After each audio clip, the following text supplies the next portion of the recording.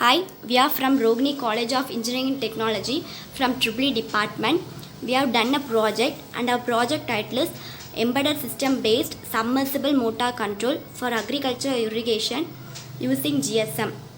Myself Sadhana and my batch members are Shivashakti and Thillai. Now let us see each components of our project. And this is the power supply which is given to the Arduino controller. It consists of a step down transformer followed by a bridge rectifier and a DC filter and voltage regulator circuits. And this is the GSM model. We have to insert a SIM into that. And this is the Arduino controller, heart of our project. It controls every component. A 12 volt DC supply from the power supply is given to the Arduino controller. And this is the relay circuit. This is connected to the motor as well as the Arduino controller.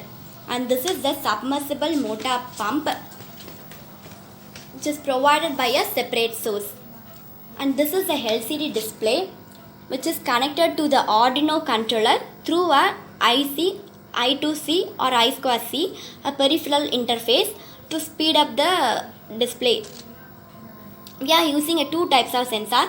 One is temperature sensor and the other one is soil moisture sensor. The temperature sensor senses the temperature of the surface and the soil moisture sensor senses the humidity of the soil. We can use this project as automatically or manually.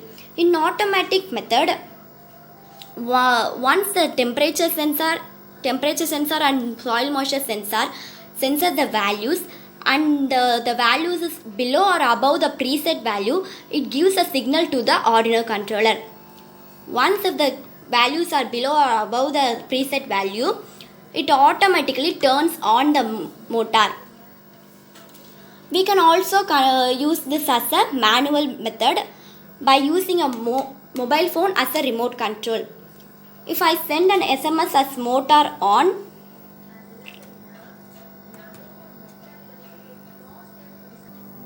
if I send an SMS to the motor on, which to the SIM which I inserted in the GSM model, the motor starts. You can see now the motor on. If I want to off the motor, then I have to send the SMS as motor off.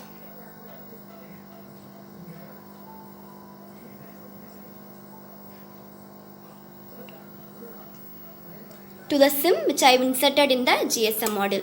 Now you can see the motor turns off. And this is a very useful for the farmers. By this project we can save water, reduce the manpower and save time.